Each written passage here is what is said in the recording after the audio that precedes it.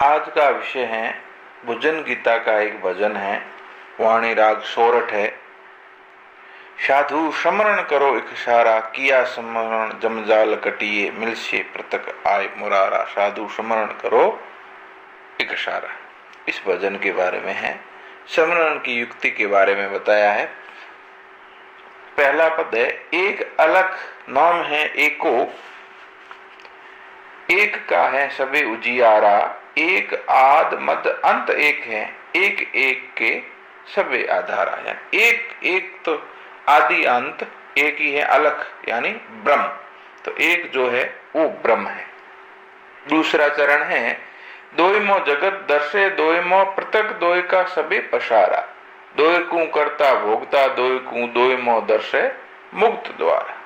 दो का प्रतीक है ब्रह्म से फिर जो है वो चेतन और माया, उनके संसर्ग से ये सृष्टि बनी। तो दो का अर्थ ये है। तीन काल कर्म सोई तीन है, शरीर तीन कहे जिन सारा। तीन अखर मात्रा तीन है, कहे प्राणायाम तीन प्रकार। तीन काल, भूत भविष्य और वर्तमान। कर्म तीन, संचित प्रारब्ध और क्रियमान। इसको दूसरे रूप में भी कह सकते हैं, कायिक वाचक और मानस। फिर शरीर तीन, स्थूल सूक्ष्म और कारण। तीन अक्षर, क्षर अक्षर और न अक्षर। तीन मात्रा, अकार उकार मकार। और तीन प्राणायाम, रेचक पूरक और कुंभक। फिर चार का, चार वाणी अंतःकरण चार है, कहिए अनुबंध चार प्रकारा। चार चौकी लंगे जिन चेतन, चार मुक्ति पद कहिए चारा। चार वाणी, परा पशंती मध्यमा और वैखरी। चार अंतःकरण, मन बुद्धि चित्त और अहंकार। चार अनुबंध, अधिकारी संबंध विषय अनुबंध और प्रयोजन अनुबंध। चार चौकी लंगे जिन जीतन। अभी यहाँ पर थोड़ा सा संशय है, फिर भी मूलाधार में जो चक्र है वही शरीर का आधार है और उसके देवता जो है गणेश है और उसकी पंखड़ी चार है, इसलिए उसको चार चौकी की संज्ञा दी गई है। चार मुक्ति, सामीप्य मुक्ति, शालोक्य मुक्ति, सारुज्य मुक्ति और सारूप्य मुक्ति।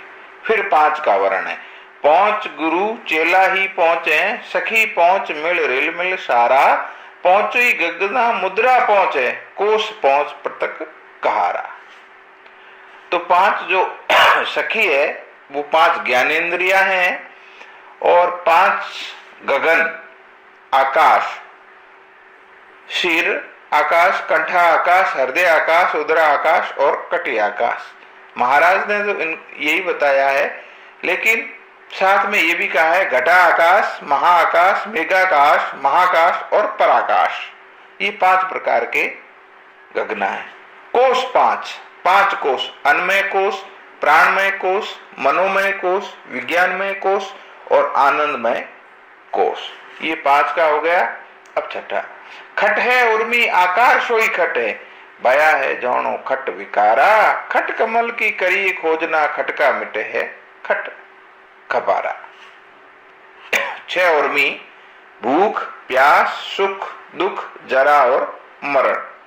छह आकार, लंबा छोटा चौड़ा मोटा टेढ़ा और मेढ़ा। खट विकार, उत्पन्न होना, दिखना, बदलना, बहना, बढ़ना, घटना और नष्ट होना। ये छह। फिर सात के बारे में, सात सुन की उत्पुत सबकी, सात अवस्था कहे जिन सारा। भूमिका सात ज्ञान की भई है, भूमिका अज्ञान की सात विचारा। इससे पहले एक खट कमल भी था, तो मूल कमल, लिंग कमल, नाभि कमल, हृदय कमल, कंठ कमल और त्रिपुणी कमल। फिर सात सुन, यहाँ पर भी दो प्रकार से भजन के हिसाब से अर्थ होता है।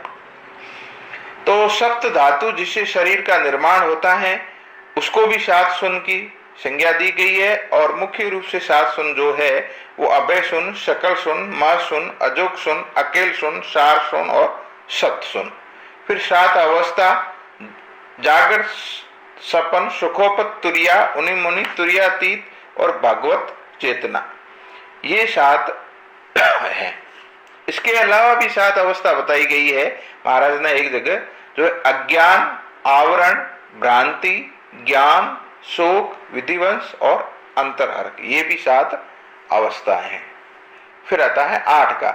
8 जोग कुंभक सोई 8 है, साधन 8 कहे जिन सारा, 8 पंखुड़ी का कमल अनोखा, कहिए वृत्ति 8 प्रकारा। उससे पहले भूमिका जो ज्ञान की है वो 7, ज्ञान की 7 भूमिका है। सुविच्छा, सुविचारणा, तनु मानसा, सतवापत, आसक्ति, भूमि पदार्था और तुरिया, ये ज्ञान की 7 भूमिका है।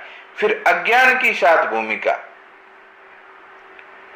बीज, जागृत, महाजागृत, जागृत, सपन, शपन, सपन जागृत और सुखोवती, ये अज्ञान की 7 भूमिका है। फिर आता है 8 जोग, यम, नियम, आसन, चौथा प्राणायाम, 5वां प्रत्याहार, 6ठा धारणा, 7वां ध्यान, 8वां समाधि। फिर 8 कुंभक, पहला सूर्य भेदन, दूसरा उज्जयी, तीसरा शीतकरी, चौथा शीतली, 5वां भस्त्रिका, 6ठी भ्रमरी, 7वां मूर्छा, 8वां पुलविनी, ये 8 कुंभक है। फिर 8 साधन, विवेक, वैराग्य, खट संपत्ति और मुमुक्षुता, 4 ये हैं। और श्रवण, मनन, निंद्यासन और तत्पद और तवपद, और अंत में जाके फिर साक्षात्कार होता है। 8 पंखुड़ी का कमल हृदय में जो रहता है, तो उसमें 8 दिशाओं को बताया गया है। 8 पंखुड़ी, पूर्व, पश्चिम, उत्तर, दक्षिण, आग्नेय, नीरत, वायव्य और ईशान। इसके ऊपर वृत्ति जब आती है तो 8 प्रकार के भाव होते हैं, तो उसी को वृत्ति भी 8 प्रकार इसी के साथ भी है। और अलग से भी एक है कि सतोगुणी जो 3 गुण हैं उनकी वृत्तियां हैं। सतोगुणी की है निर्वेद, शम, दम, रजोगुणी की है राग, द्वेष और हरक, और तमोगुण की है प्रमाद और आलस्य। फिर आता है 9, बांधे नवकू खोजिए बोलता, नवा सु रहिए ऐनस न्यारा, नवकू करके होविए निर्भय, पृथक पावे नवकू प्यारा। या नव के संबंध में है।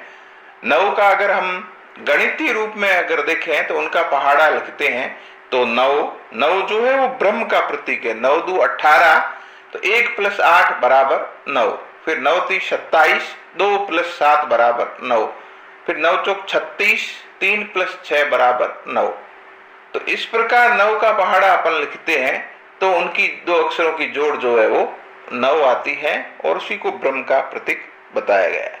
तो बांधे नव को खोजिए बोलता, जो पहले 9 को बांधना है, यानी 9 द्वारों को बंद करना है। शरीर के जो 9 द्वार हैं उनको बंद करना है। 9 सो रही है ऐनस न्यारा, और इन 9 से अलग रहना है, यानी काम, क्रोध, लोभ, मोह, मत्सर, और फिर 4 अंतःकरण, मन, बुद्धि, चित्त, अहंकार, इनसे अलग रहना है। फिर 9 से 9 को करके हो भी निर्भय, यानी यहाँ पर 9 प्रकार की जो 9दा भक्ति है उसके बारे में श्रवण, कीर्तन, स्मरण, पाद सेवन, अर्चन, वंदना, दासत्व, संक्षिप्त, ये 9 प्रकार की जो 9दा भक्ति है, इसको करके फिर निर्भय हुए, पृथक पावे 9 को प्याओ, तो 9 को प्राप्त, 9 यानी ब्रह्म को प्राप्त होता है।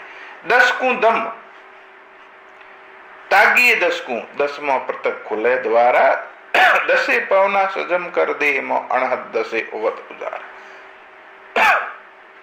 10 को दम यानी उस पर नियंत्रण करना। 10 प्रकार की जो इंद्रिय, 5 ज्ञानेंद्रिय और 5 कर्मेंद्रिय, उस पर नियंत्रण करना। तागिए 10 को, जो 10 दोष है उनको जो है वो छोड़ना है, त्यागना है। झूठ, निंदा, कटु वचन, बड़बोल, जारी, चोरी, हिंसा, वीर, अभिमान, खोटी चिन्ह, चितवन, मन के, तन के और वचन के हैं, ये दोष है। 10 दोष को छोड़ना है, तो फिर क्या होता है, 10वें पृथक यानी 10वें द्वार में फिर जो है भगवान प्राप्ति का रास्ता खुलता है। 10 पवना सजम कर दे, 10 प्रकार की पवन है, प्राण, अपान, समान, व्यान, उदान, ये 5 प्रकार की मुख्य हैं, और फिर ये इसकी सहायक है, धनंजय, कूर्म, कृकल, नाग और देवदत्त। ये 10 प्रकार की पवन है। अणहद, फिर इस पर नियंत्रण होने से अणहद नाद जो 10 प्रकार का है वो खुलता है। पहला है चिड़ियों की आवाज, दूसरा है पानी चलने की आवाज, तीसरा क्षुद्र घंटा, चौथी दर्चना, पांचवी बीन, छठी ताल, सातवीं मुरली, आठवीं पखावाज, नवीं नफारी और 10वीं सिंह जैसी गर्जना। ये 10 प्रकार की अणहद नाद है। एता प्रमाण देही मां ओळखो अजंपो जाप करे उचारा। ये जो इतने 10 प्रकार के जो प्रमाण बतलाए हैं महाराज जी ने, इनको शरीर में जानना है, फिर अजंपा जाप करे उचारा। जसूदास अमर संत जी के, जसूदास जी महाराज कहते हैं कि अमर संत वही है जो इनको जान करके फिर आगे बढ़ता है धाम अके पद, तो उसी को अकी पद अमर पद प्राप्त होता है। अगर इसमें कोई सुधार हो किसी प्रकार का तो आप अपने सुझाव दे सकते हो। मेरा एक छोटा सा प्रयास है। जय हो जसूदास महाराज की जय हो।